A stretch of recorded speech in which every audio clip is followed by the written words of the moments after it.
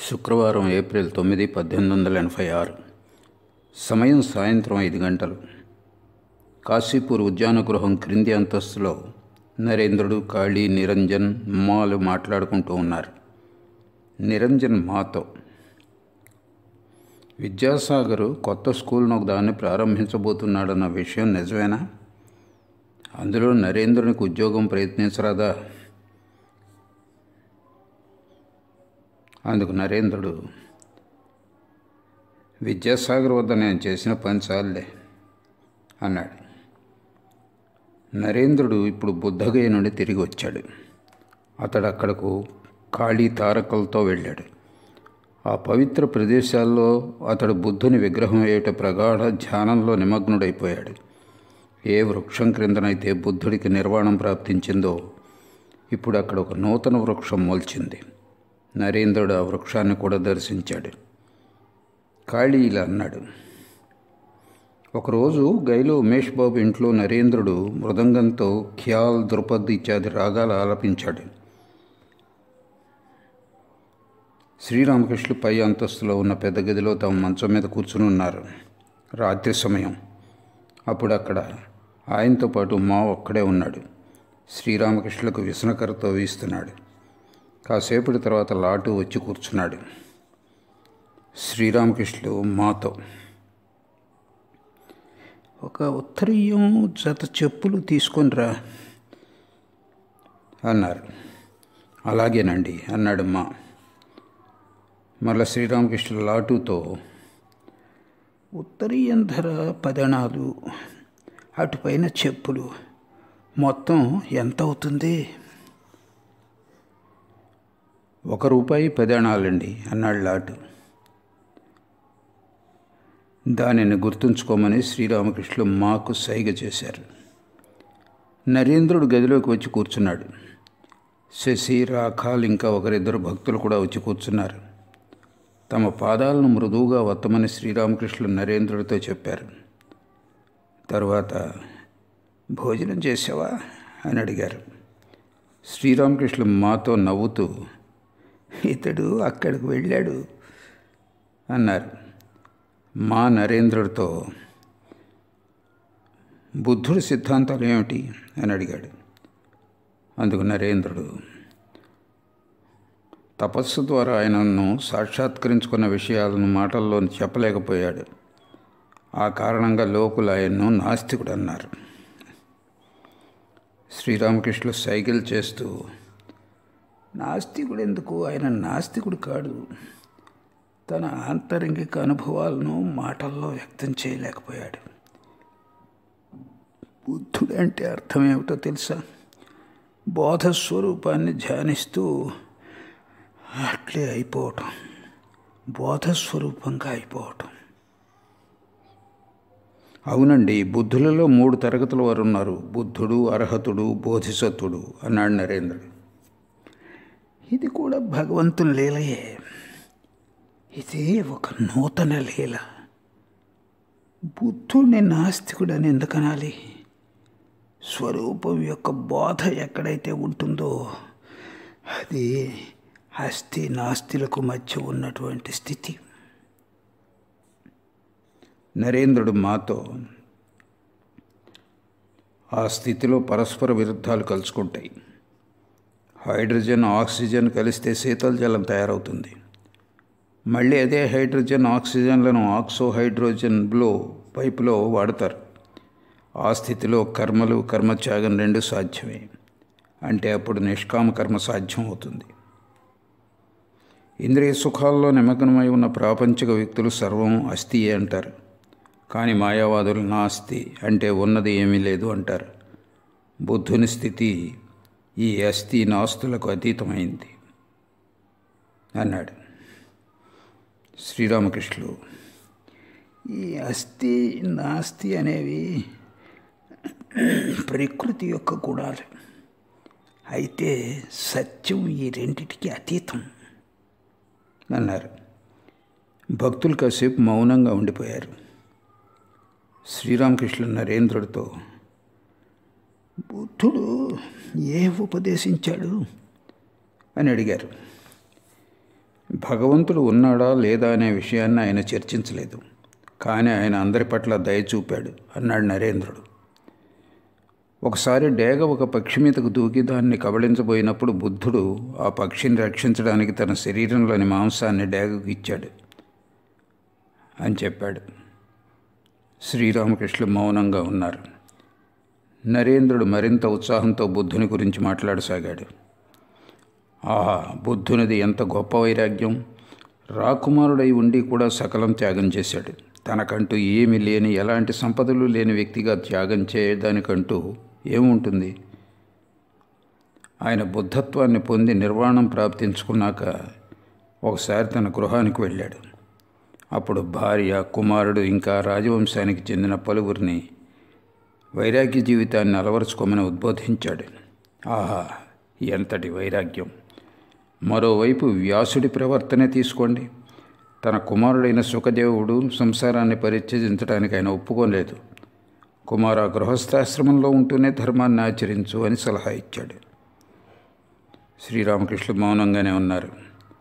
మరల నరేంద్రుడు, శక్తి, భక్తి లాంటి వేటిని బుద్ధుడు లెక్క చేయలేదు. ఆయన కోరుకున్నది కేవలం నిర్వాణం మాత్రమే.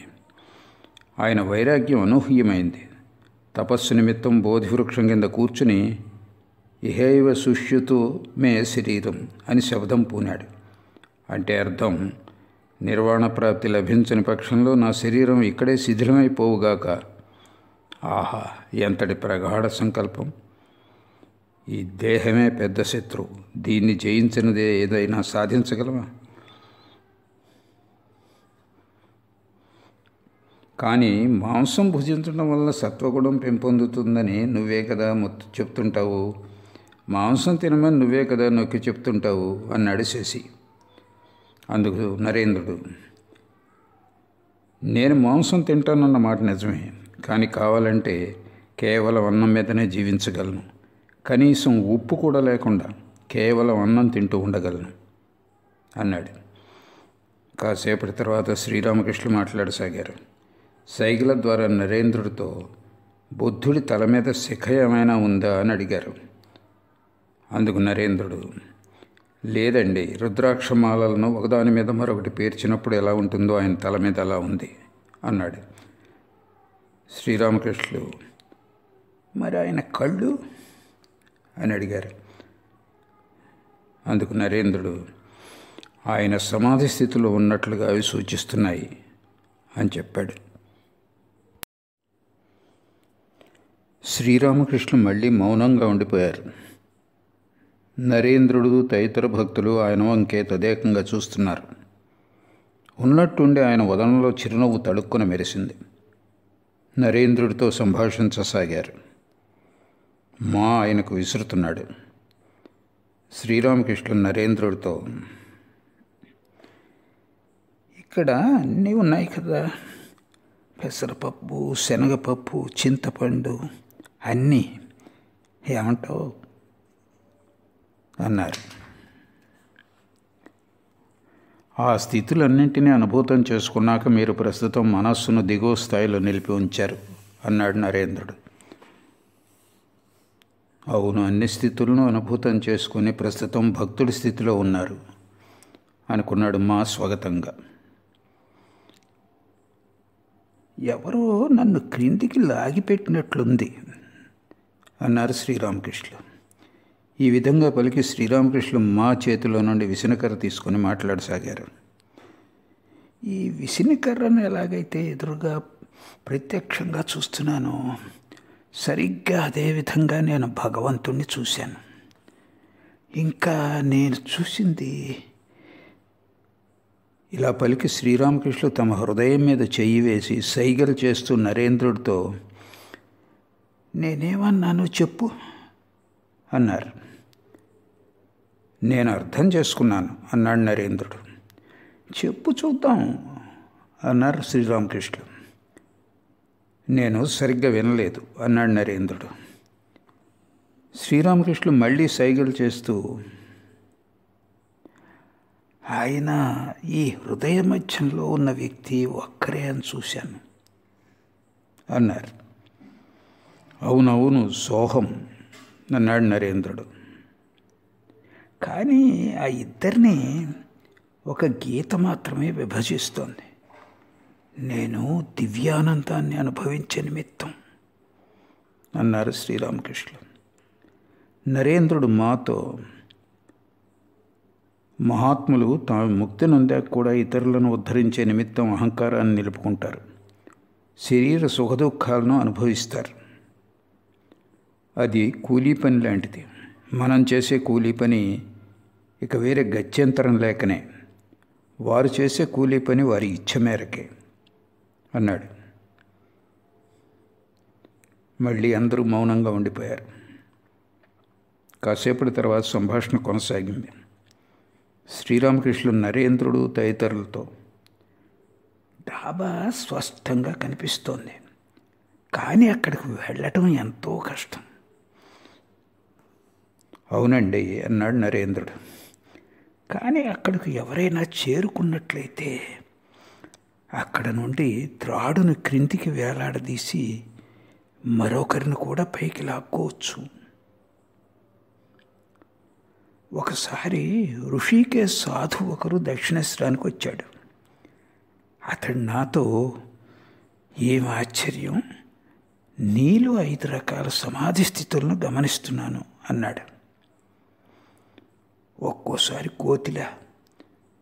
కోతి ఒక కొమ్మ నుండి మరో కొమ్మ మీద గెంతుతూ చెట్టు ఎక్కే విధంగా మహావాయువు దేహం అనే వృక్షంలో ఒక చక్రం నుండి మరో చక్రం వద్దకు గెంతుతూ పోతుంది.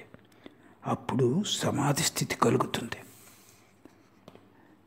ఒక్కోసారి చేప మాదిరి, చేప నీటిలో వేగంగా కదిలిపోతూ మహదానందంగా విహరిస్తున్నట్లుగా మహావాయువు దేహంలో పైకి కదులుతూ పోతుంది.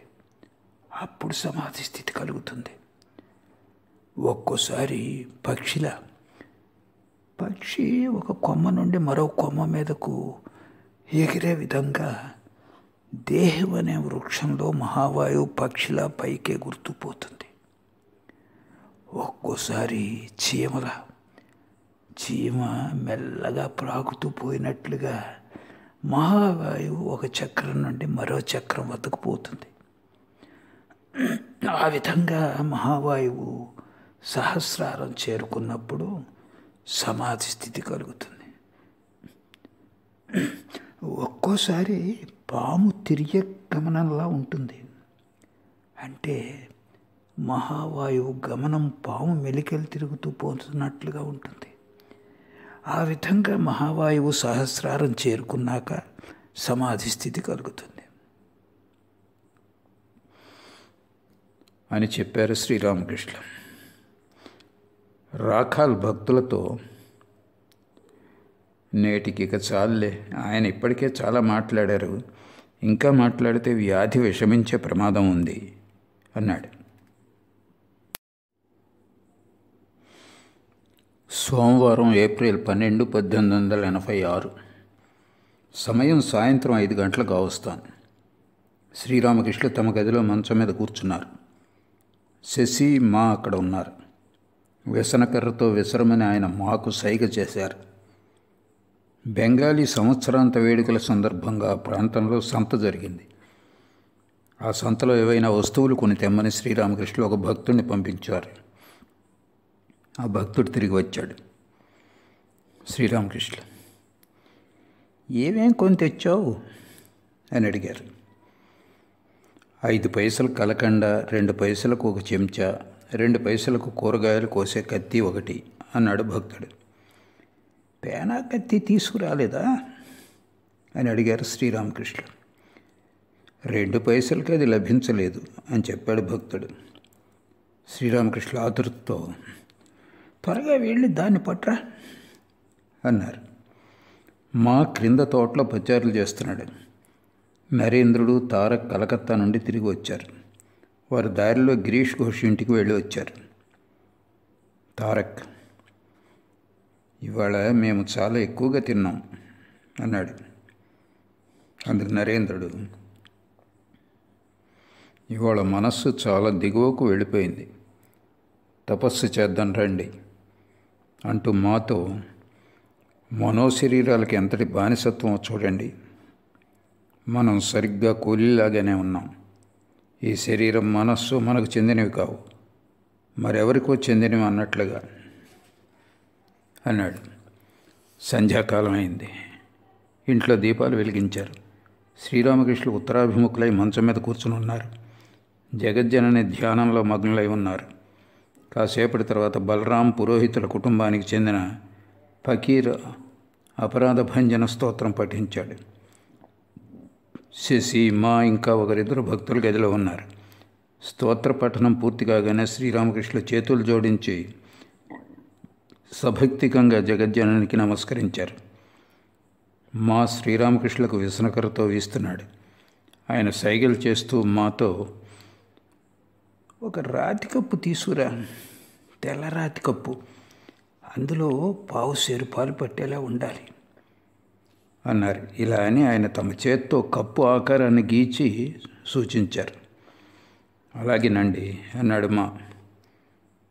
తక్కిన కప్పులతో కూర వేసుకుని తింటుంటే చేప వాసన వస్తుంది అన్నారు శ్రీరామకృష్ణులు.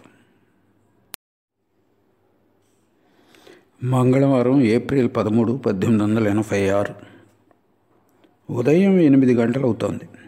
గత రాత్రి మా ఉద్యాన గృహంలోనే బస చేశాడు. గంగలో స్నానం చేశాక వచ్చి శ్రీరామకృష్ణులకు సాష్టాంగ ప్రణామం చేశాడు. రామచంద్రదత్త అప్పుడే వచ్చాడు. అతడు పువ్వుల మాలను తీసుకుని వచ్చాడు. దాన్ని శ్రీరామకృష్ణులకు సమర్పించాడు. పలువురు భక్తులు క్రింది అంతస్తులోనే ఉన్నారు. ఒకరిద్దరు మాత్రమే శ్రీరామకృష్ణుల గదిలో ఉన్నారు. శ్రీరామకృష్ణులు రామ్తో మాట్లాడుతున్నారు. ఇప్పుడు నువ్వు నన్ను ఎలా చూస్తున్నావు అని అడిగారు. మీలో సర్వం దర్శనీయమే అన్నాడు రామ్. ప్రస్తుతం మీ రోగం గురించిన ప్రస్తావన వచ్చింది అన్నాడు. శ్రీరామకృష్ణ నవ్వుతూ సైగలు చేసి, ఆ రోగం గురించిన ప్రస్తావన వచ్చిందా అన్నారు. శ్రీరామకృష్ణులకు చెప్పులు సరిపోలేదు. డాక్టర్ రాజేంద్ర దత్త ఆయనకు ఒక జత కొత్త చెప్పులు కొనదల్చాడు. అందునిమిత్తం ఆయన పాదాల కొలతలు తీసుకున్నాడు. శ్రీరామకృష్ణులు సైగలు చేస్తూ మాతో, రాతికప్పు విషయం ఏమైందని అడిగారు. మా వెంటనే లేచి నిలబడ్డాడు. తక్షణమే కలకత్తాకు వెళ్ళి కప్పు తీసుకురావడానికి నిశ్చయించుకున్నాడు. శ్రీరామకృష్ణులు, దాని గురించి ఇప్పుడు ఏమి పట్టించుకోవద్దులే అన్నారు. లేదండి, కొందరు భక్తులు కలకత్తాకు వెళుతున్నారు, నేను కూడా వారితో పాటు వెళతాను అన్నాడు మా. కలకత్తాలో కప్పు కొని మధ్యాహ్నం కాశీపూర్ తిరిగి వచ్చాడు మా. శ్రీరామకృష్ణులకు ప్రణామం చేసి ఆయనకు సమీపంగా కప్పు ఉంచాడు. ఆయన దాన్ని చేతిలోకి తీసుకొని చూశారు. గదిలో రాఖాల్, శశి, చిన్న నరేంద్రుడు ఉన్నారు. డాక్టర్ రాజేంద్ర దత్త, డాక్టర్ శ్రీనాథ్, రాఖాల్, హల్దార్ మొదలైన వారు కూడా అక్కడికి వచ్చి కూర్చున్నారు. డాక్టర్లు శ్రీరామకృష్ణుల ఆరోగ్య పరిస్థితిని గురించిన విషయమంతా విన్నారు. డాక్టర్ శ్రీనాథ్ చేతిలో భగవద్గీత పుస్తకం ఉంది. డాక్టర్ శ్రీనాథ్ తన స్నేహితులతో, సర్వము ప్రకృతి అధీనంలోనే ఉంది, కర్మఫలం నుండి ఎవరు తప్పించుకోలేరు, దీన్నే ప్రారబ్ధం అంటారు అన్నాడు. అందుకు శ్రీరామకృష్ణులు, ఎందుకు భగవన్నామం ఉచ్చరించి ఆయన్ని ధ్యానించి ఆయన వద్ద శరణాగతి పొందినట్లయితే అన్నారు. అయ్యా, కానీ ప్రారబ్ధం నుండి ఎలా తప్పించుకోగలం? పూర్వజన్మల్లో చేసిన కర్మఫలం ఉండనే ఉంటుంది కదా అన్నాడు డాక్టర్ శ్రీనాథ్. మళ్ళీ శ్రీరామకృష్ణులు, మనిషి ఆ కర్మఫలాన్ని కొద్దిగా అనుభవిస్తాడన్నమాట నిజమే, కానీ భగవన్నామ మహిమతో అందులో చాలా వరకు తొలగిపోతుంది. ఒక వ్యక్తికి పుట్టుకతోనే ఒక కన్ను గుడ్డిది. పూర్వజన్మలో అతడు చేసిన పాపానికి ఫలితం అది. ఇంకా 6 జన్మల పాటు అతడికి అలా శిక్ష అనుభవించవలసి ఉంది. అయితే అతడు గంగా స్నానం ఆచరించాడు. గంగా స్నానం వల్ల ముక్తి కలుగుతుంది. గంగా స్నానం కారణంగా అతడి అంధత్వం పోలేదు, కానీ మరి 6 జన్మలు ఎత్తవలసిన అవసరం లేకపోయింది. అయ్యా, కానీ కర్మఫలాన్ని ఎవరు తప్పించుకోజాలరని శాస్త్రాలు చెప్తున్నాయి కదా అన్నాడు డాక్టర్. డాక్టర్ శ్రీనాథ్ వాదించడానికి సిద్ధపడుతున్నాడు. శ్రీరామకృష్ణ మాతో, ఈశ్వరకోటి జీవకోటికి మధ్య ఎంతో వ్యత్యాసం ఉందని ఇతడికి చెప్పు. ఈశ్వరకోటి వల్ల అపరాధం జరగదని చెప్పు. మా మౌనంగా ఉన్నాడు.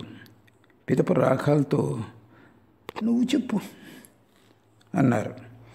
కాసేపటి తర్వాత డాక్టర్లు వెళ్ళిపోయారు. శ్రీరామకృష్ణులు హల్దార్తో మాట్లాడసాగారు. హల్దార్, డాక్టర్ శ్రీనాథ్ వేదాంత చర్చలు చేస్తుంటాడు. అతడు యోగ వాసిష్టం అధ్యయనం చేశాడు అని చెప్పాడు. అందు శ్రీరామకృష్ణులు, గృహస్థాయి ఉండి సర్వం స్వప్నవత్ అనటం మంచిది కాదు. కాళిదాస్ అనే వ్యక్తిని గురించి ప్రస్తావిస్తూ ఒక భక్తుడు, అతడు కూడా వేదాంత చర్చలు చేస్తుంటాడు, కానీ అతడు వ్యాజ్యాల్లో చిక్కుకొని దివాలా తీశాడని చెప్పాడు. శ్రీరామకృష్ణులు నవ్వుతూ, అవును, అంత మాయే అని అంటుంటారు, మళ్ళీ వ్యాజ్యాలు కూడా నడుపుతుంటారు. ఇలా అంటూ హల్దార్తో, జనాయికి చెందిన ముఖర్జీ కూడా మొదట్లో పెద్ద పెద్ద మాటలు మాట్లాడుతుండేవాడు. చివరి రోజుల్లో అసలు విషయం ఏమిటో అతడికి తెలిసి వచ్చింది. నా ఆరోగ్యం కనుక కాస్త బాగున్నట్లయితే శ్రీనాథ్తో ఇంకాసేపు మాట్లాడి ఉండేవాడిని. జ్ఞానం గురించి ఊరికే మాట్లాడినంత మాత్రాన అది లభిస్తుందా ఏమిటి? అవునండి, నేను కూడా జ్ఞానం అంటూ ఎంతో చూశాను. ఇప్పుడు నాకు కాస్త భక్తి కలిగితే బతికిపోతాను. ఒకరోజు నేను నా సమస్య గురించి మీ వద్దకు వచ్చాను, మీరు దాన్ని పరిష్కరించారు అన్నాడు హల్దార్. రామకృష్ణ ఆతురతతో, ఏమిటది? అయ్యా, చిన్న నరేంద్రుని చూపుతూ, ఆ కుర్రవాడు ఇక్కడికి వచ్చినప్పుడు అతడు జితేంద్రుడని మీరు అన్నారు అన్నాడు హల్దార్. అవునయ్యా, నిజమే. అతడిలోకి విషయాసక్తి అసలు ప్రవేశించనే లేదు. కామం అంటే ఏమిటో తెలియదంటాడు అతడు. ఇలా అంటూ మాతో, నీ చేయి పెట్టి చూడు, నాకు రోమాంచితం అవుతున్నట్లుంది. లేచి మాత్రమైనా కామం లేని పరిశుద్ధ మనస్సు అన్న ఆలోచన మనస్సులో మెదలగానే శ్రీరామకృష్ణులకు రోమాంచితమైంది. అలాంటి పవిత్ర హృదయంలో భగవంతుడు ప్రస్ఫుటంగా విరాజిల్లుతాడని ఆయన చెప్తుంటారు కదా. హల్దార్ సెలవు తీసుకున్నాడు. శ్రీరామకృష్ణులు భక్తులతో కూర్చునున్నారు. ఆయన్ను దర్శించే నిమిత్తం ఒక పిచ్చి స్త్రీ అక్కడికి వచ్చి అందరినీ సతాయిస్తోంది. ఆమెది మధురభావం. తరచూ ఉద్యాన గృహంలోకి పరిగెడుతూ వచ్చి అందరినీ తోసుకుంటూ వెళ్ళి శ్రీరామకృష్ణ గదిలోకి పోతుంది. భక్తులు ఆమెను కొట్టడం కూడా జరిగింది. కానీ అలా రావటం మాత్రం ఆమె మానలేదు. ఆమె కనుక మళ్ళీ ఇక్కడికి వస్తే ఆమెను బయటకు గెంటేస్తాను అని అడిసేసి అది శ్రీరామకృష్ణ కారుణ్యంతో, వద్దు వద్దు, ఆమెను వస్తే రానివ్వండిలే, మళ్ళీ తనంతట తానే వెళ్ళిపోతుంది అన్నారు. మొదట్లో ఈయన వద్దకు వేరే ఎవరైనా వస్తే నాకు కూడా అసూయ కలిగేది. కానీ తర్వాత ఈయనే దయచూపి మద్గురు శ్రీ జగద్గురు అని దర్శింపజేశారు. ఈయన వచ్చింది కేవలం మన కోసం మాత్రమేనా ఏమిటి అన్నాడు రాఖాల్. ఆ మాట నిజమే, కానీ ఈయనకు జబ్బు చేసి ఉన్నప్పుడు ఆమె వచ్చి ఎందుకలా ఇబ్బంది పెట్టాలి? ఆమెతో పెద్ద తలనొప్పి అని అందరికీ తెలిసిందే కదా అన్నాడు శశి. మనమందరం ఈయనకు ఇబ్బంది కలిగిస్తూనే ఉన్నాం. మనమంతా పరిపూర్ణత్వం పొందాక ఈయన వద్దకు వచ్చామా ఏమిటి? మనం ఈయనకు కష్టం కలిగించలేదా? నరేంద్రుడు మొదలైన వారు మొదట్లో ఈయనతో ఎలా ప్రవర్తించేవారిని, ఎలా వాదించేవారిని అన్నాడు రాఖాల్. నరేంద్రుడు తాను చెప్పిందంతా చేసి చూపించేవాడు అన్నాడు శశి. డాక్టర్ సర్కార్ ఎలా మాట్లాడేవాడని? అలా అనుకుంటే ఎవరూ నిర్దోషులు కాదు అన్నాడు రాఖాల్. శ్రీరామకృష్ణ ఆప్యాయంగా రాఖాల్తో, ఏమైనా తింటావా అని అడిగారు. ఇప్పుడు వద్దు, తర్వాత తింటాను అన్నాడు రాఖాల్. శ్రీరామకృష్ణ సైగలు చేస్తూ, భోజనం ఇక్కడ చేస్తావా అని మాను అడిగారు.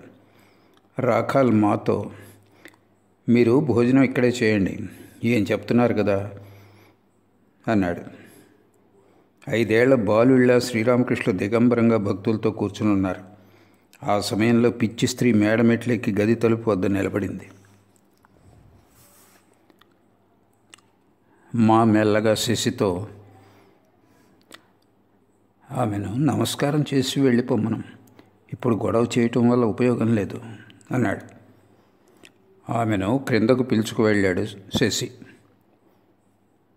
నేడు బెంగాలీ సంవత్సరాది. చాలామంది భక్తులందరూ వచ్చారు. వారు శ్రీరామకృష్ణులకు శారదాదేవికి ప్రణామం చేశారు.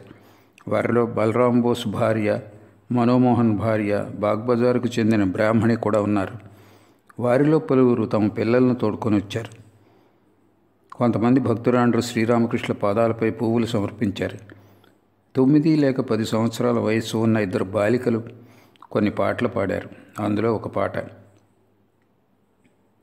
విశ్రాంతికై మేము విలపించినాము, అకట ఆ విశ్రాంతి లభ్యమే కాదు, ఎట నుండి వచ్చితిమో ఎరుకలేదు, ఎటు కొట్టుకొని మేము ఏగెదము కూడా, విశ్రాంతికై మేము విలపించినాము. శ్రీరామకృష్ణులు సైగ చేస్తూ, మంచిది, వీరు అమ్మ గురించి పాడుతున్నారు అన్నారు. బాగ్బజారుకు చెందిన బ్రాహ్మణిది బాలిక స్వభావం. ఆమెను పాడమని శ్రీరామకృష్ణులు రాకాలకు సైగ చేసి చెప్పమన్నారు. బ్రాహ్మణి పాట పాడుతుంటే భక్తులు నవ్వసాగారు. భక్తులందరూ కిందకు వెళ్ళిపోయారు. సాయంకాల సమయం. మరికొందరు భక్తులు శ్రీరామకృష్ణులకు సమీపంలో కూర్చుని ఉన్నారు. నరేంద్రుడు లోపలికి వచ్చాడు. శ్రీరామకృష్ణులు అంటూ ఉన్నట్లు వరం నుండి తీసిన ఖడ్గంలా అతను అగుపిస్తున్నాడు. నరేంద్రుడు శ్రీరామకృష్ణులకు సమీపంలో కూర్చున్నాడు.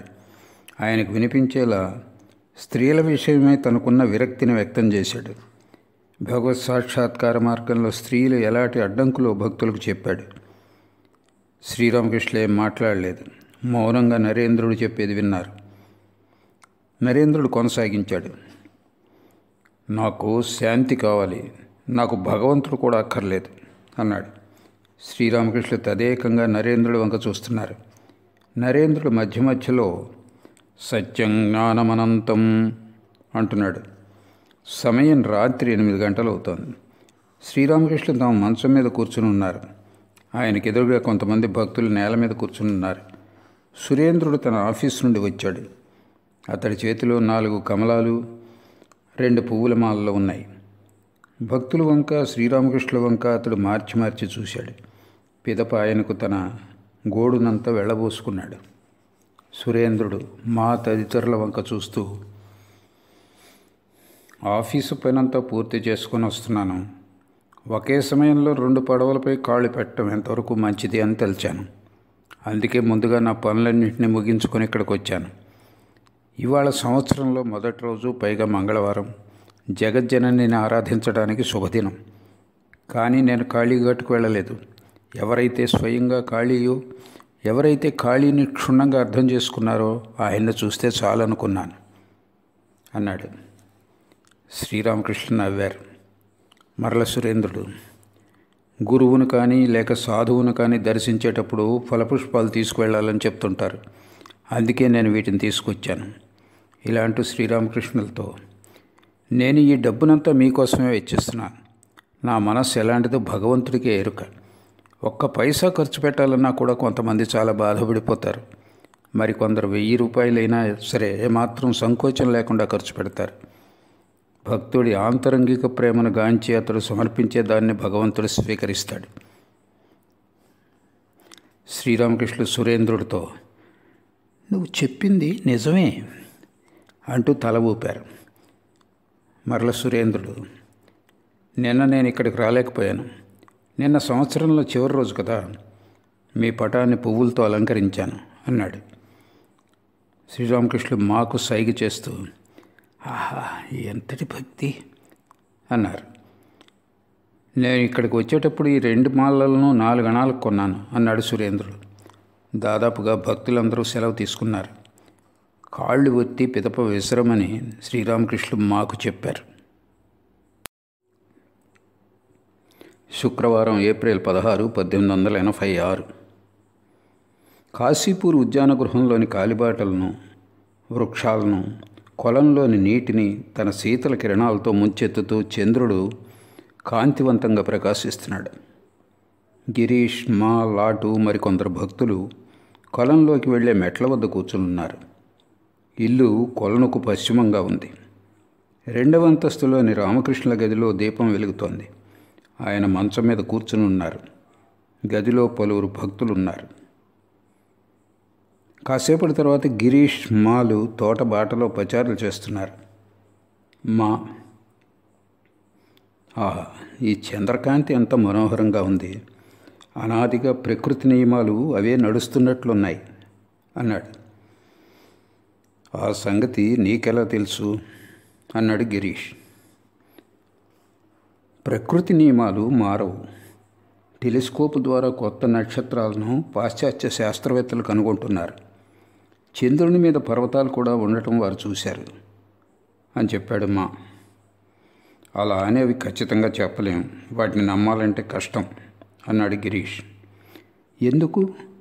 టెలిస్కోప్ ద్వారా వారు ఆ పర్వతాలు చూశారు అన్నాడు మా. వారి పరిశీలన సరైందేనని ఎలా చెప్పగలవు?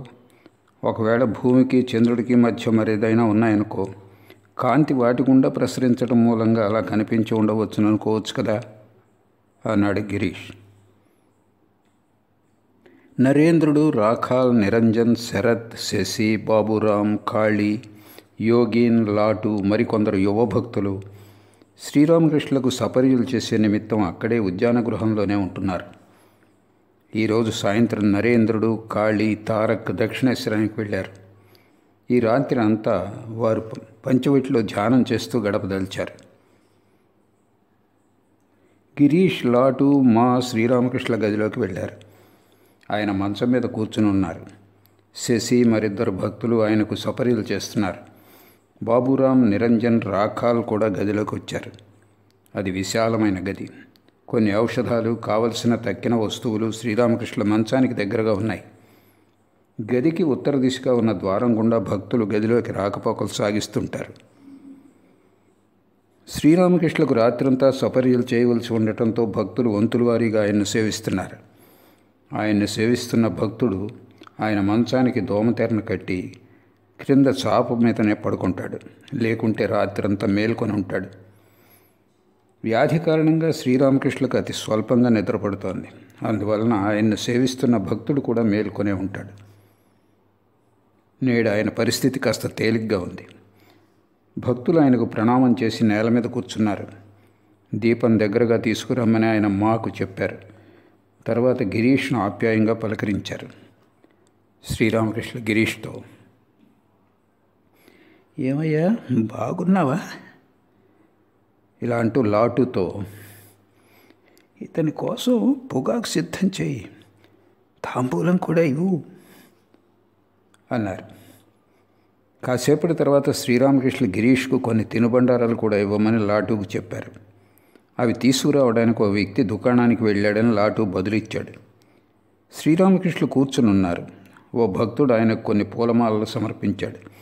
శ్రీరామకృష్ణులు వాటిని ఒక్కొక్కటిగా తమ మెడలో ధరించారు. ఆయన హృదయంలో ప్రత్యక్షంగా భగవంతుడే విరాజిల్లుతున్నాడు కదా, అందుచేతనే ఆయన భగవంతుడిని ఇలా ఆరాధిస్తున్నట్లున్నారు. భక్తులు నివ్వెరపాటుతో ఆయన వైపే చూస్తూ ఉన్నారు. తమ మెడలో నుండి 2 మాలలను తీసి ఆయన వాటిని గిరీష్కి ఇచ్చారు.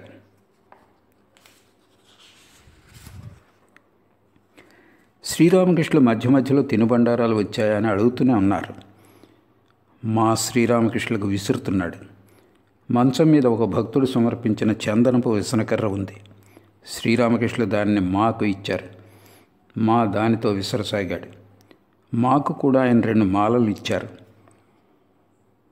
1.5 ఏళ్ల క్రితం మా కుమారుడు మరణించాడు. అతడికి 7 లేక 8 సంవత్సరాల వయస్సు ఉండవచ్చు. ఆ అబ్బాయి శ్రీరామకృష్ణులను ఎన్నోసార్లు భక్తులతో పాటు కీర్తనానందంలో ఉన్మత్తులై ఉండగా దర్శించాడు. లాటు దాన్ని గురించి శ్రీరామకృష్ణులకు చెబుతున్నాడు. లాటు, మరణించిన ఆ కుమారుడి పుస్తకాలు చూసి గత రాత్రి ఈయన బిగ్గరగా రోధించారు. ఈయన భార్య కూడా పుత్రశోకంతో దాదాపు పిచ్చిదే అయిపోయింది. ఒక్కోసారి ఆమె తక్కిన పిల్లలను కొడుతుంటుంది. అప్పుడప్పుడు ఈయన రాత్రుళ్ళు ఇక్కడ బస చేస్తుంటాడన్న విషయమై ఆమె ఇంట్లో పెద్ద గొడవే సృష్టిస్తుంది. ఈ సంగతి విని శ్రీరామకృష్ణ విచారపడినట్టున్నారు. ఏమీ మాట్లాడలేదు. గిరీష్: అందులో ఆశ్చర్యమేమీ లేదు. శ్రీకృష్ణుడి నుండి గీతోపదేశం పొందాక కూడా అభిమన్యుడు మరణించాడన్న దుఃఖంతో అర్జునుడు మూర్ఛపోయాడు అన్నాడు. ఇంతలో గిరీష్ కోసం తినుబండారాలు తీసుకువచ్చారు. వాటిని బారానగర్లోని ఫాగు దుకాణం నుండి తీసుకువచ్చారు. కచోరీలు, పూరీలు, మిఠాయిలు మొదలైనవి శ్రీరామకృష్ణులు కొద్దిగా పుచ్చుకుని తక్కినదంతా గిరీష్కు తమ చేతులతో ఇచ్చారు. గిరీష్ వాటిని మహాప్రసాదంగా స్వీకరించాడు. అతడు శ్రీరామకృష్ణుల ముందు కూర్చొని వాటిని తినసాగాడు. అతడికి మంచినీరు కావాల్సి వచ్చింది. గదిలో ఆగ్నేయ మూలన ఒక కూజా ఉంది. అది ఏప్రిల్ మాసం. చాలా వేడిగా ఉంది. శ్రీరామకృష్ణులు, ఇక్కడ మంచినీరు ఉంది అన్నారు. లేచి నిలబడడానికి కూడా శక్తి లేనంతగా శ్రీరామకృష్ణులు వ్యాధితో బాధపడుతున్నారు. మరి భక్తులు నిశ్చేష్టులై చూస్తున్నదేమిటి? ఆయన మంచం దిగి కూజా వైపుగా వెళ్ళారు. 5 ఏళ్ల బాలుళ్ళ దిగంబరంగా ఉన్నారు. తమంతట తామే కూజాలో నుండి నీటిని గ్లాసులకు పోశారు. భక్తులకు శ్వాస ఆగిపోయినంత పని అయింది. ఆయన 1-2 చుక్కల నీటిని అరచేతిలో పోసుకొని అది చల్లగా ఉందా లేదా అని చూశారు. అది మరీ అంత చల్లగా లేదు. కానీ ఏం చేయటం? అక్కడ వేరే నీరు లేదు. చివరికి అయిష్టంగానే గిరీష్కి అదే నీటినిచ్చారు. గిరీష్ తినుబండారాలు తింటున్నాడు. నలువైపులా భక్తులు కూర్చుని ఉన్నారు. మా శ్రీరామకృష్ణులకు విసురుతున్నాడు. గిరీష్ శ్రీరామకృష్ణులతో, దేవేంద్రబాబు సంసారం పరిత్యజించడానికి నిశ్చయించుకున్నాడు అని చెప్పాడు. వ్యాధి కారణంగా శ్రీరామకృష్ణులు ఎక్కువగా మాట్లాడలేకపోతున్నారు. సైగల ద్వారా, మరి అతడి భార్య బిడ్డలకు తిండి ఎవరు పెడతారు అని గిరీష్ని అడిగారు. నాకు తెలియదండి అన్నాడు గిరీష్. మిగిలిన భక్తులు మౌనంగా ఉండిపోయారు. తినుబండారాలు తింటూ గిరీష్ మళ్ళీ మాట్లాడసాగాడు. అది సరే కానీ మహాశయ, ఏది మంచిదంటారు? మనస్సులో వ్యధనందుతూ సంసారాన్ని త్యజించడమా, లేక సంసారంలోనే ఉంటూ భగవత్ చింతన చేయడమా? శ్రీరామకృష్ణులు మాతో, గీతలో చదవలేదా? ఆసక్తి రహితులై సంసారంలో ఉంటూ కర్మలు చేస్తే సర్వం మిథ్యే అని జ్ఞానం పొందాక సంసారంలో ఉన్నట్లయితే యథార్థంగా పొందవచ్చు. మనస్సులో వ్యధనొందుతూ త్యజించేవారు హీన శ్రేణికి చెందినవారు. గార్హస్థ్యంలో ఉన్న జ్ఞాని ఎలాంటివాడో తెలుసా? అతడు గాజుతో చేసిన ఇంట్లో నివసించే వ్యక్తి లాంటివాడు. అతడు లోపల బయట కూడా చూడగలడు. గదిలో నిశ్శబ్దం నెలకొంది. శ్రీరామకృష్ణులు మాతో, కచోరీలు వేడిగా రుచిగా ఉన్నాయి అన్నారు. మా గిరీష్తో, ఫాగు దుకాణం నుండి తెచ్చినవి కదా, అది బాగా పేరు మోసిన దుకాణం అన్నాడు. శ్రీరామకృష్ణులు నవ్వుతూ, అవును, పేరు మోసిన దుకాణం అన్నారు. గిరీష్ నవ్వుతూ, కచోరీలు నిజంగానే బాగున్నాయి అన్నాడు. శ్రీరామకృష్ణులు, పూరీలు ఉండనివులే, కచోరీలు తిను ఇలా అని మాతో, కానీ కచోరీలు రాజసిక ఆహారం సుమా అన్నారు. గిరీష్ శ్రీరామకృష్ణులతో, మహాశయ, నా మనస్సు ప్రస్తుతం ఉన్నత స్థితిలో ఉంది, మళ్ళీ అంతలోనే అది దిగజారిపోతుంది ఎందుకని అని అడిగాడు. అందుకు శ్రీరామకృష్ణులు, సంసారంలో ఉన్నప్పుడు అలాగే అవుతుంది. గృహస్థుని మనస్సు ఒక్కోసారి ఉన్నత స్థితిలో ఉంటుంది, మళ్ళీ నిమ్న స్థాయికి దిగిపోతుంది. అతడు ఒక్కోసారి అత్యంత భక్తిని కలిగి ఉంటాడు, మరోసారి ఆ భక్తి తగ్గుముఖం పడుతుంది. అతడు కామిని కాంచనాల నడుమ నివసించవలసి ఉంటుంది కదా, అందుకే అలా అవుతుంది. గృహస్థు ఒక్కోసారి భగవచ్చింతన చేస్తాడు, భగవన్నామాన్ని ఉచ్చరిస్తాడు. మళ్ళీ ఒక్కోసారి మనస్సును కామినీ కాంచనాలపై లగ్నం చేసి ఉంటాడు. ఇది ఈగలాగా అన్నమాట. ఈగ ఒక్కోసారి మిఠాయి మీద వ్రాలుతుంది, మరోసారి కుళ్ళుతున్న పుండు మీదనో లేక మలం మీదనో వ్రాలుతుంది. కానీ సన్యాసుల విషయం వేరు.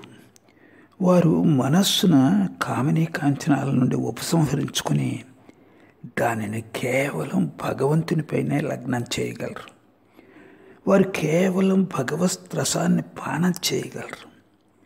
నిజమైన త్యాగికి భగవంతుడు తప్ప అన్యమైనది ఏది రుచించదు.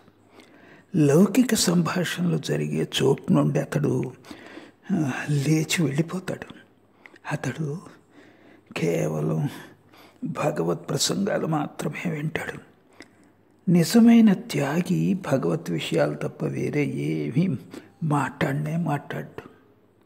తేనెటీగలు కేవలం పువ్వుల మీదనే వ్రాలుతాయి, మకరందాన్ని గ్రోలుతాయి. వాటికి వేరే వస్తువులు ఏవి రుచించవు. గిరీష్ చేతులు కడుక్కోవడానికి వసారాలోకి వెళ్ళాడు. శ్రీరామకృష్ణులు మాతో, భగవంతుడి అనుగ్రహం కావాలి, అప్పుడే మనస్సు ఆయన మీద సంపూర్ణంగా నిలుస్తుంది. అది సరే, గిరీషు కచోరీలు ఎక్కువగా తినేశాడు. ఇవాళ ఇక ఏమీ తినవద్దని అతనికి చెప్పు అన్నారు. గిరీష్ గదిలోకి తిరిగి వచ్చి శ్రీరామకృష్ణుల ముందు కూర్చున్నాడు. అతడు తాంబూలం నములుతున్నాడు. శ్రీరామకృష్ణ గిరీష్తో, రాఖాలు ప్రస్తుతం ఏది మంచిది ఏది కాదు, ఏది సత్యం ఏది అసత్యం అన్న విషయం అర్థం చేసుకున్నాడు. అతడు తన కుటుంబంతో నివసిస్తున్నాడన్న మాట నిజమే, కానీ అసలు విషయం ఏమిటో తెలుసా? అతడు అసలు విషయం స్పష్టంగా ఎరిగి ఉన్నాడు. అతడికి భార్య ఉంది, కుమారుడు కూడా జన్మించాడు. కాన ఇదంతా మిథ్య అని, అనిత్యమని అతడికి తేటతెల్లమైపోయింది. రాఖాలు ఎన్నటికీ సంసారంలో చిక్కుపడ్డు. అతడు బురద చేప వంటివాడు. ఆ చేప బురదలోనే వసిస్తుంటుంది, కానీ దాని శరీరానికి బురద మరక కూడా పడదు. మహాశయ, నాకు ఇవన్నీ అర్థం కావు. మీరు తలుచుకుంటే అందరినీ నిర్లిప్తులుగా పరిశుద్ధులుగా చేయగలరు. సంసారులను సన్యాసులను అందరినీ మీరు ఉద్ధరించగలరు. మలయమారుతం వీచినప్పుడు వృక్షాలన్నీ చందన వృక్షాలుగా మారిపోతాయి అన్నాడు గిరీష్. అయితే ఆ వృక్షాలలో సార పదార్థం లేనట్లయితే అవి చందనంగా మారవు. ఉదాహరణకు పత్తి చెట్టు, ఇంకా మరికొన్ని చెట్లు ఉన్నాయి. అవి చందనంగా మారవు. ఆ మాట నేను పట్టించుకోను అన్నాడు గిరీష్. కానీ నియమం అలా ఉంది అన్నారు శ్రీరామకృష్ణ. మీ విషయంలో ఎలాంటి నియమం వర్తించదు అన్నాడు గిరీష్. భక్తులు ఈ సంభాషణను నివ్వెరపోయి వింటున్నారు. మధ్య మధ్యలో మా విసనకరతో వేచడం కూడా మర్చిపోతున్నాడు. శ్రీరామకృష్ణులు, అది నిజమే కావచ్చు. భక్తివాహిని పొంగి ప్రవహిస్తున్నప్పుడు చుట్టుప్రక్కల ఉన్న భూమి యావత్తు వెదురుగడ లోతు నీటిలో మునిగిపోతుంది.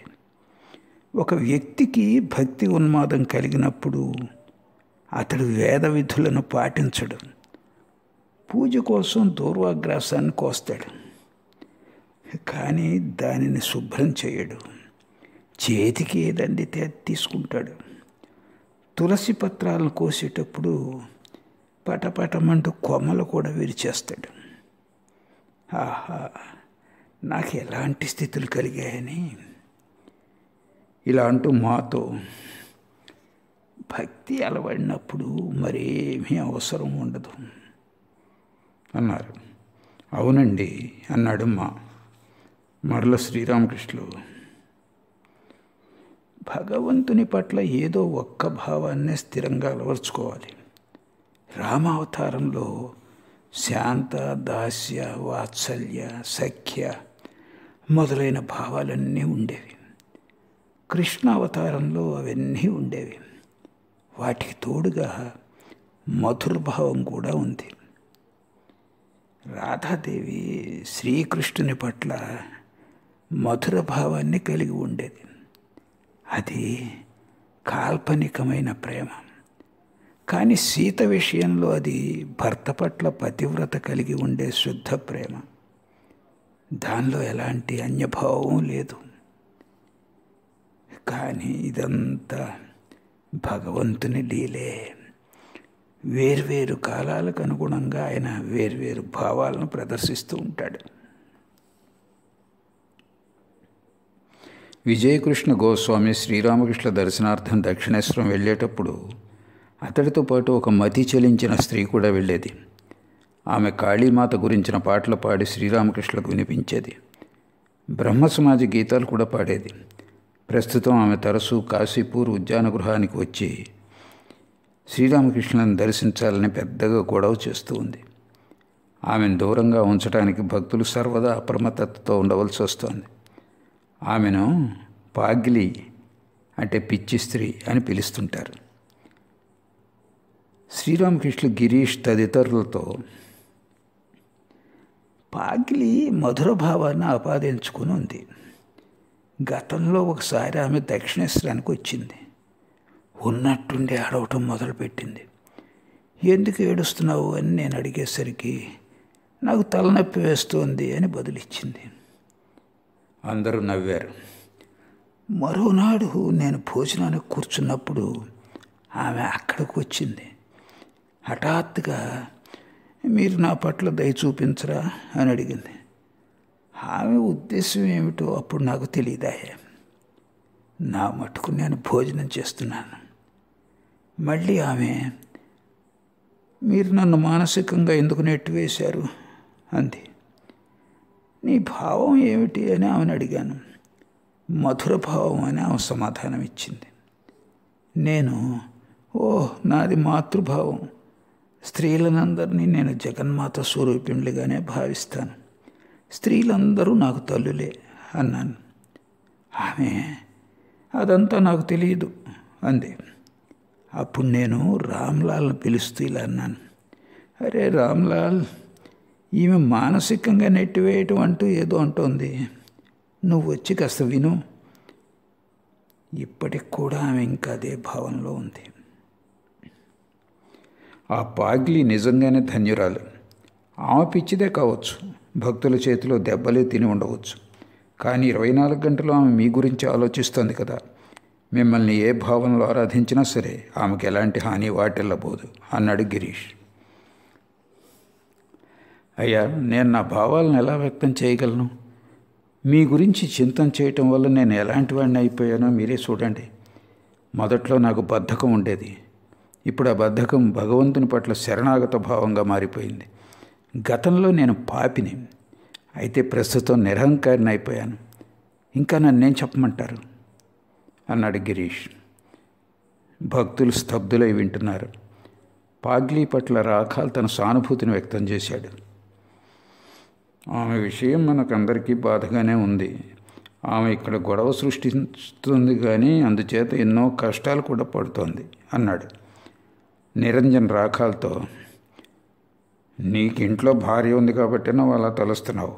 మేము ఆ పాగ్లీని చంపగలం అన్నాడు. రాఖాల్ తీవ్రంగా శ్రీరామకృష్ణను చూపుతూ, ఈయన ముందు అలా మాట్లాడటానికి నీకెంత ధైర్యం అన్నాడు. శ్రీరామకృష్ణ గిరీష్తో, సంసారం అంటే కామిని కాంచనాలే. అనేకులు ధనాన్ని రక్తంగా భావిస్తారు. కానీ ధనాన్ని నువ్వు ఎంతగా ప్రేమించినప్పటికీ బహుశా ఏదో ఒక రోజున అది నీ చేతి నుండి పూర్తిగా జారిపోవచ్చు. మా పల్లె ప్రాంతాల్లో రైతులు తమ పొలాల చుట్టూ గట్లు వేస్తారు. ఆ రైతులు వాటిని ఎలా వేస్తారో నీకు తెలిసే ఉంటుంది. ఎంతో శ్రమ కోర్చి వారి పొలానికి నలువైపులా గట్లు వేస్తారు.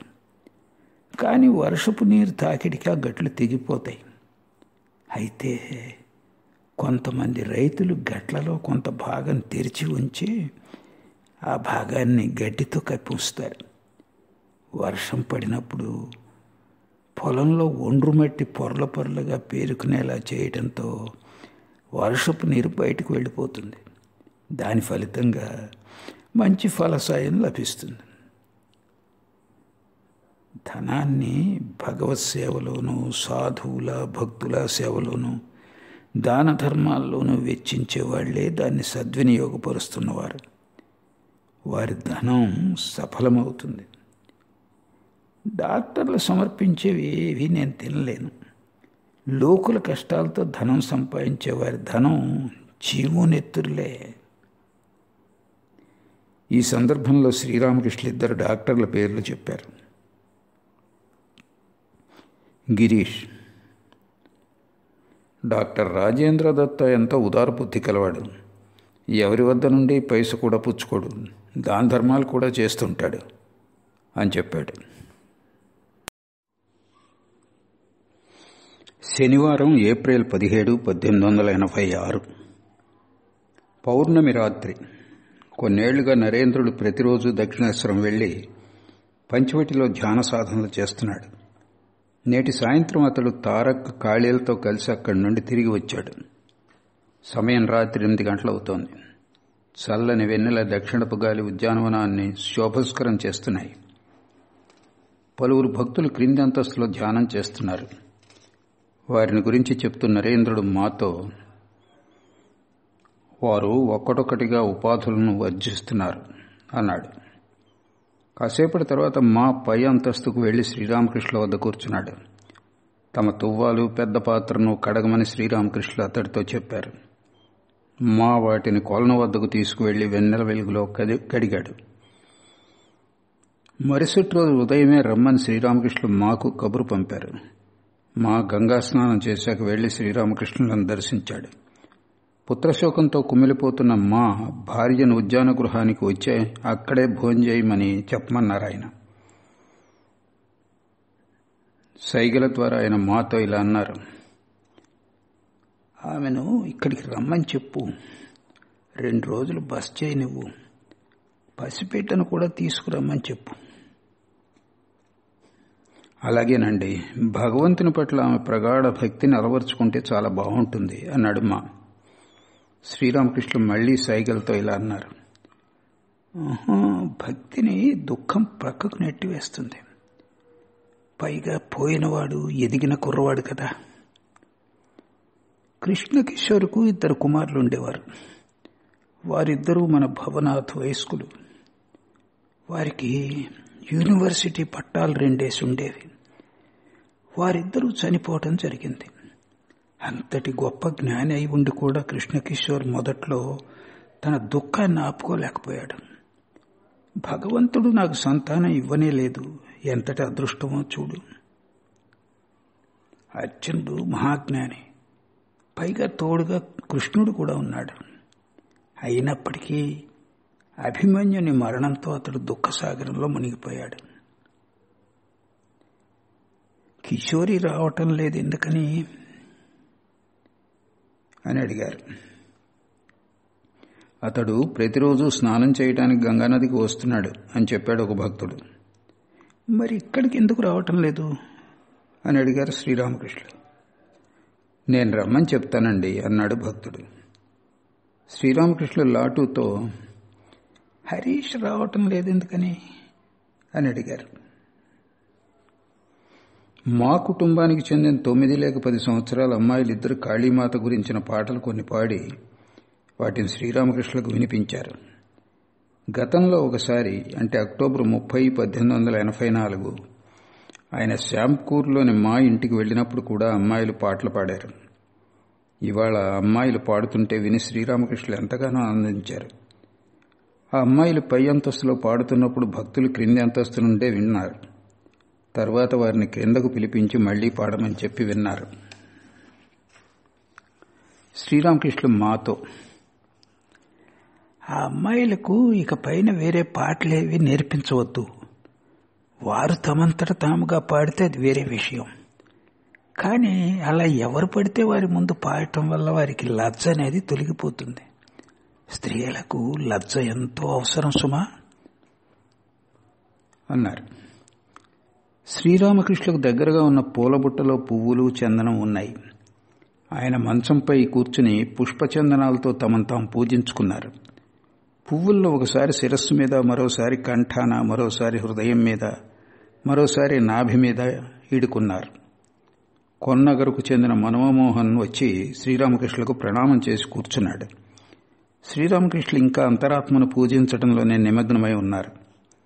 తమ మెడలో ఒక పూలమాలను ధరించారు.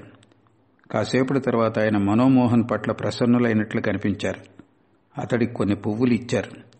మాకు కూడా ఒక పువ్వు ఇచ్చారు. సమయం ఉదయం 9 గంటలు కావస్తున్నది. శ్రీరామకృష్ణులు మా మాట్లాడుకుంటున్నారు. గదిలో శశి కూడా ఉన్నాడు. శ్రీరామకృష్ణులు మాతో, నరేంద్రుడు, శశి ఏం మాట్లాడుకుంటున్నారు? వారు ఏం చర్చించుకుంటున్నారు? మా శశితో, మీరేం మాట్లాడుకుంటున్నారు అని అడిగాడు. శశి, మేం మాట్లాడుతున్నట్టు మీకు చెప్పింది నిరంజన అని అడిగాడు. శ్రీరామకృష్ణులు, మీరు చర్చించుకున్నది ఏమిటి? భగవంతుడు నాస్తి, అస్తి ఇలాంటి మాటలు నాకు వినిపించాయి అన్నారు. శశి నవ్వుతూ, నరేంద్రుని పిలవనా అన్నాడు. పిలువు అన్నారు శ్రీరామకృష్ణులు. నరేంద్రుడు వచ్చి కూర్చున్నాడు. శ్రీరామకృష్ణులు మాతో, నువ్వు అతన్ని ఏమైనా అడుగు ఇలా అంటూ నరేంద్రునితో, మీరేం మాట్లాడుకున్నారు అని అడిగారు. నాకు కాస్త అజీర్తి చేసింది, ఇక నేనేం చెప్పను అన్నాడు నరేంద్రుడు. అది తగ్గిపోతుందిలే అన్నారు శ్రీరామకృష్ణులు. మా నవ్వుతూ, బుద్ధుడి అనుభూతుల గురించి చెప్పు అన్నాడు. నరేంద్రుడు, నేను స్వయంగా బుద్ధుడిని అయ్యానా ఏమిటి? నన్ను బుద్ధుని గురించి మాట్లాడమని చెప్తున్నారు అన్నాడు. భగవంతుని అస్తిత్వం గురించి బుద్ధుడు ఏం చెప్పాడు అని అడిగాడు మా. అందుకు నరేంద్రుడు, భగవంతుడు ఉన్నాడని మీరు ఎలా చెప్పగలరు? జగత్తును సృష్టించింది మీరే. ఈ విషయం గురించి బెర్కిలీ చెప్పిన సంగతి మీకు తెలిసిందే కదా అన్నాడు. అవును, నాకు తెలుసు. ఇంద్రియాల అనుభూతి ద్వారానే జగత్తుకు ఉనికి ఏర్పడుతుందని బెర్కిలీ వాదం అన్నాడు మా. శ్రీరామకృష్ణులు, నాంగ్టా ఇలా అనేవాడు, ఈ జగత్ అనేది ఉండేది మనస్సులోనే, మళ్ళీ అది ఆ మనస్సులోనే లయమైపోతుంది. కానీ నేను ఉన్నంతవరకు సేవ్య సేవక భావాన్ని అవలంబించడమే ఉత్తమం అన్నారు. నరేంద్రుడు మాతో, భగవంతుడున్నాడని తర్కం ద్వారా మీరు ఎలా రుజువు చేయగలరు? కానీ మీరు విశ్వాసం మీద ఆధారపడితే సేవ్య సేవక భావాన్ని కూడా అంగీకరించవలసిందే. ఆ భావాన్ని అంగీకరించినప్పుడు భగవంతుడు దయామయుడనే చెప్పి తీరవలసి వస్తుంది. మీరు ప్రపంచంలోని దుఃఖాల గురించి మాత్రమే ఆలోచిస్తున్నారు. భగవంతుడు ఇన్ని సుఖాలను కూడా ప్రసాదించాడన్న విషయాన్ని ఎందుకు మర్చిపోతారు? ఆయనకు మన పట్ల ఎంతటి దయ! ఆయన మనకు 3 గొప్ప విషయాలను ప్రసాదించాడు. మానవ జన్మ, భగవంతుని తెలుసుకోవాలన్న వ్యాకులత, మహాపురుష సాంగత్యం. మనుష్యత్వం, మోక్షత్వం, మహాపురుష సంశ్రయం. అందరూ మౌనంగా ఉన్నారు. శ్రీరామకృష్ణ నరేంద్రంతో, అయితే నా లోపల విశేషమైన వ్యక్తి ఎవరో ఉన్నట్లు నాకు తోస్తుంది అన్నారు. ఇంతలో డాక్టర్ రాజేంద్రలాల్ వచ్చి కూర్చున్నాడు. ఆయన శ్రీరామకృష్ణులకు హోమియో వైద్యం చేస్తున్నాడు. చికిత్స గురించిన మాటలయ్యాక శ్రీరామకృష్ణులు డాక్టర్కు మనోమోహన్ను చూపించారు.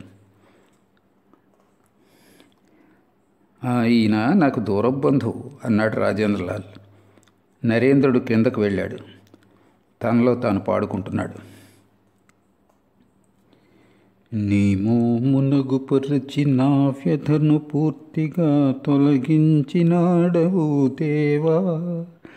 నీ అందచందమును ఇంద్రజాలము మదిని భ్రమచందజేసినది దేవా.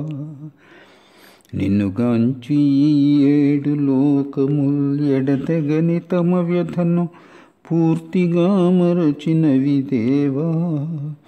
అతిథి బీదనగు నన్ను గూర్చీకనే ఏమి తెల్పజాలుదును నీకు దేవా. నరేంద్రుడికి కాస్త అజీర్తి చేసింది. అతడు మాతో ఇలా అన్నాడు. భక్తి మార్గాన్ని అనుసరించినప్పుడు మనస్సు దేహం మీద కూడా కొద్దిగా నిలుస్తుంది. లేకుంటే నేనెవరిని? మనిషిని కాను, దేవతను కాను. నాకు సుఖము లేదు, దుఃఖము లేదు. సమయం రాత్రి 9 గంటలు కావస్తోంది. సురేంద్రుడు మరికొందరు భక్తులు శ్రీరామకృష్ణ గదిలోకి వచ్చి ఆయనకు పూలమాలలు సమర్పించారు. బాబురాం, లాటు, మాలు కూడా గదిలో ఉన్నారు. సురేంద్రుడిచ్చిన మాలలను శ్రీరామకృష్ణులు తామే స్వయంగా కంఠంలో ధరించారు. అందరూ మౌనంగా కూర్చున్నారు. శ్రీరామకృష్ణులు తటాలన సురేంద్రుడికి సైగ చేసి తమకు సమీపంగా రమ్మన్నారు. అతడు మంచానికి దగ్గరగా వచ్చాక ఆయన తమ మెడలోని మాలను తీసి అతని మెడలో వేశారు. పిదప సురేంద్రుడు శ్రీరామకృష్ణులకు ప్రణమిల్లాడు. ఆయన సైగ చేస్తూ సురేంద్రునితో తమ పాదాలు ఒత్తమన్నారు. సురేంద్రుడు మృదువుగా ఆయన పాదాలు ఒత్తసాగాడు. పలువురు భక్తులు తోటలో ఉన్న కొలను వద్ద మృదంగ తాళ వాయిద్యాలు తోడ్పాడుతూ గానం చేస్తున్నారు. హరినామ సంకీర్తన చేయమని శ్రీరామకృష్ణులు లాటు ద్వారా కబురు పంపారు. మా బాబురాం తదితర భక్తులు పలువురు శ్రీరామకృష్ణ గదిలో కూర్చునున్నారు. కొలను వద్ద భక్తులు పాడుతున్న హరినామ సంకీర్తన గదిలోకి వినబడుతోంది. ఆ సంకీర్తన విని శ్రీరామకృష్ణులు మా బాబురాంలను కూడా అక్కడికి వెళ్ళమని సైగ చేశారు. నాట్యం కూడా చేయమన్నారు. కాసేపటి తర్వాత శ్రీరామకృష్ణులు మరో భక్తుడి ద్వారా, గోరాకు నాట్యం చేయటం కూడా తెలుసు సుమా. గోరా భావాలను నేను ఎలా వర్ణించగలను? నా గోరా 2 చేతులు పైకెత్తి నాట్యం చేస్తాడు అనే చరణాలను కూడా జోడించి గానం చేయమని భక్తులకు కబురు పంపారు. సంకీర్తన ముగిసింది. సురేంద్రుడు పారవశ్యంలో ఈ పాట పాడాడు.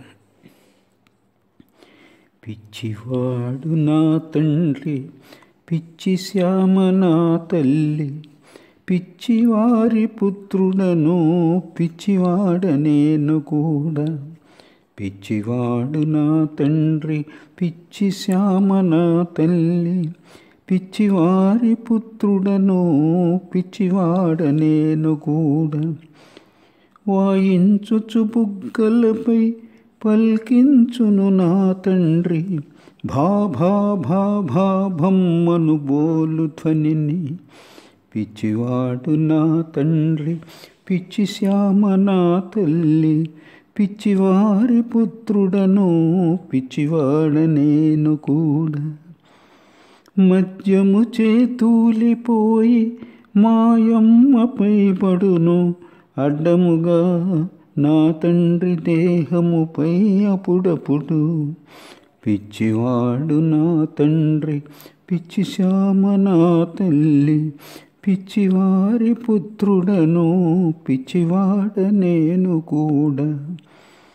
తారుమారు ధారలుగా తారకురులు వ్రేలాడును మాత పాద పద్మముపై మధుకరములు మూగుచుండ. పిచ్చివాడు నా తండ్రి, పిచ్చి శ్యామ నా తల్లి, పిచ్చివారి పుత్రుడను పిచ్చివాడనేను కూడా. ఆమె నృత్యమునరింపగా ఆమె చేతి కంకణములు గలగలమని మార్మ్రోగెడు కలరవమును ఆలకింపుము. పిచ్చివాడు నా తండ్రి, పిచ్చి శ్యామ నా తల్లి, పిచ్చివారి పుత్రుడను పిచ్చివాడనేను కూడా. పిచ్చివాడనేను కూడా.